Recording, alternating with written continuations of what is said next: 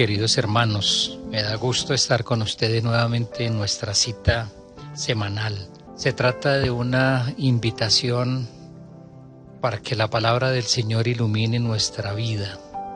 En este domingo la Iglesia nos propone un trozo del Evangelio de San Marcos, que dice esto: Un día al atardecer, Jesús dijo a sus discípulos: Vamos a la otra orilla del lago. Entonces los discípulos despidieron a la gente y condujeron a Jesús en la misma barca en que estaba. Iban además otras barcas. De pronto se desató un fuerte viento, y las olas se estrellaban contra la barca y la iban llenando de agua. Jesús dormía en la popa, reclinado sobre un cojín. Lo despertaron y le dijeron: Maestro, ¿no te importa que nos hundamos? Él se despertó, reprendió al viento y dijo al mar: Cállate, enmudece. Entonces el viento cesó y sobrevino una gran calma. Jesús les dijo: ¿Por qué tenían tanto miedo? ¿Aún no tienen fe? Todos se quedaron espantados y se decían unos a otros: ¿Quién es este, a quien hasta el viento y el mar obedecen?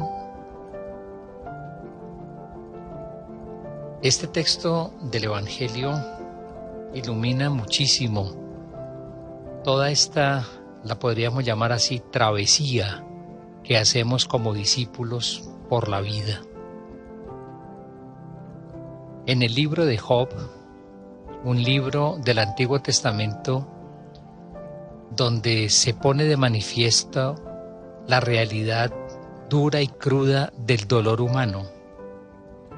Allí en ese libro aparece también esta misma imagen, el Señor que le habla a Job desde la tormenta y que le dice esto: Yo le puse límites al mar, yo le impuse límites con puertas y cerrojos y le dije: Hasta aquí llegarás, no más allá. Aquí se romperá la arrogancia de tus olas. La imagen es muy bella. El Señor pone límites al mar. De hecho, lo hizo así, en el acto creador, porque el Señor es el creador, el Señor de todo lo que existe.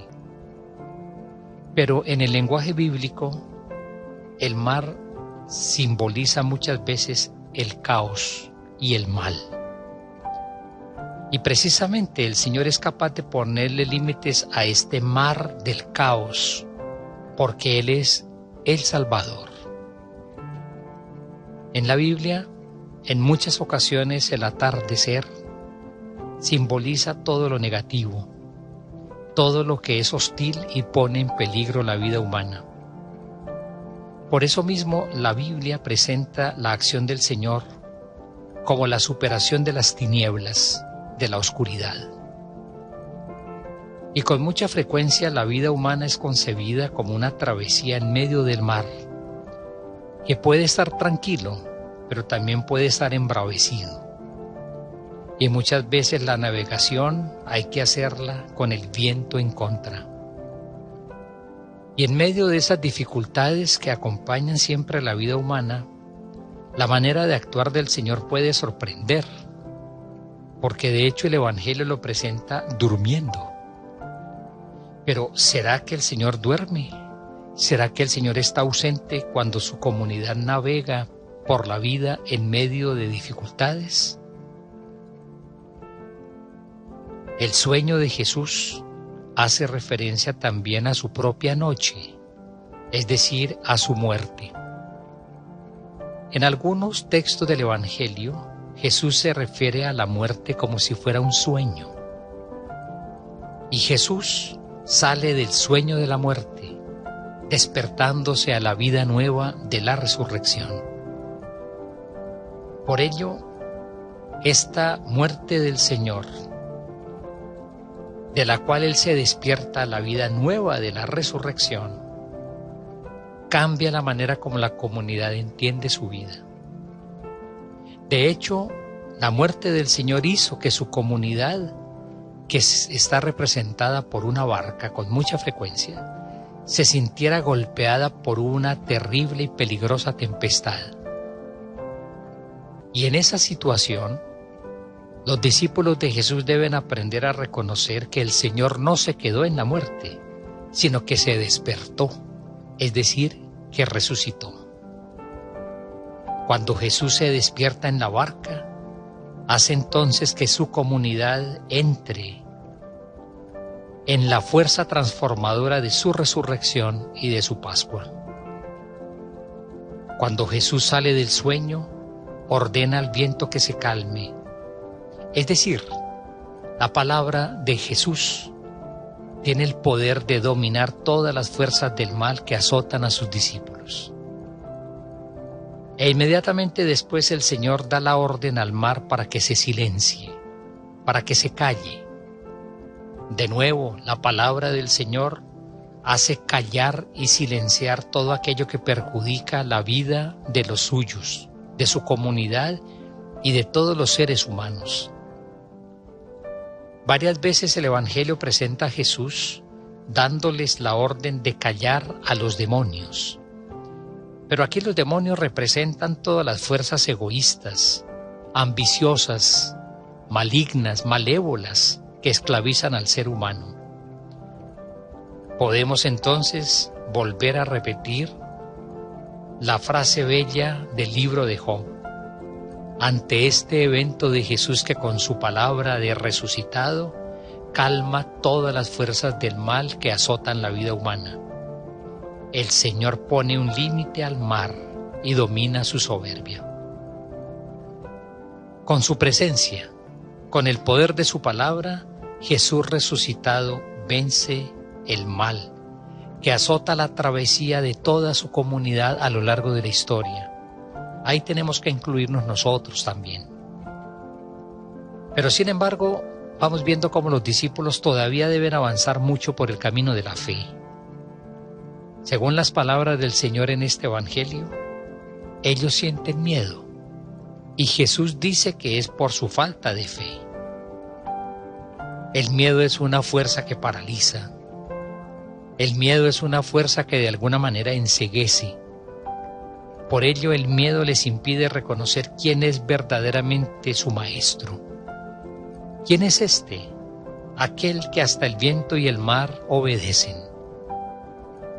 Los discípulos deberán recorrer un camino de fe para ir reconociendo poco a poco que Jesús es capaz de realizar aquellas acciones que en el Antiguo Testamento se le atribuían solamente a Dios. Los discípulos aprenderán a reconocer que Jesús es el Señor, el único que tiene el poder de dominar todas las fuerzas del mal que rondan o atacan permanentemente y de muchas formas la vida de los seres humanos. Los discípulos descubrirán, muchas veces con dificultad y muchas veces bloqueados por el miedo, que la comunidad, es decir, la iglesia, es una barca que navega pero que no naufraga, que no se va a hundir nunca, porque en ella vive el Señor resucitado, el mismo que también conoció la oscuridad de la muerte. Pero es interesante ver esto. El texto bíblico que la liturgia nos propone para este domingo no lo señala, pero es la continuación de nuestro texto. La travesía por el mar conduce a la barca, es decir, a la comunidad, a la otra orilla. Y se trataba de un país extranjero, de tierra pagana, tierra que no conocía el amor de Jesús. Hombres y mujeres que no habían descubierto el poder liberador de la palabra del Señor y que no habían recibido el Espíritu del Señor. Por eso, como ya lo hemos encontrado en otros textos bíblicos, este de San Marcos es también una invitación a la misión. La comunidad debe atravesar el mar y debe llegar a la otra orilla, que es territorio pagano, que no conoce el amor del Señor, y por eso tiene que llegar hasta allá para evangelizar. Y lo hace sostenida por la palabra de su Señor resucitado, que siempre está presente en medio de sus discípulos. Llevémoslo en el corazón hoy, en todas las travesías difíciles de la vida, en medio de nuestros miedos paralizantes, en medio de nuestras dudas frente al amor del Señor. Él se manifiesta presente, con el poder de traer la calma a las tempestades de la vida y a las tempestades de la misión. La liturgia de este día en la Sagrada Eucaristía nos propone el Salmo 106.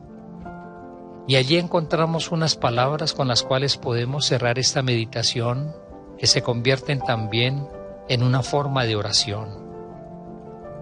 Y el Salmo 106 nos dice en una de sus estrofas: clamaron al Señor en su apuro, y Él los libró de sus congojas. Cambió la tempestad en suave brisa, y apaciguó las olas. Se alegraron al ver la mar tranquila, y el Señor los llevó al puerto anhelado. Den gracias al Señor por los prodigios que su amor ha realizado.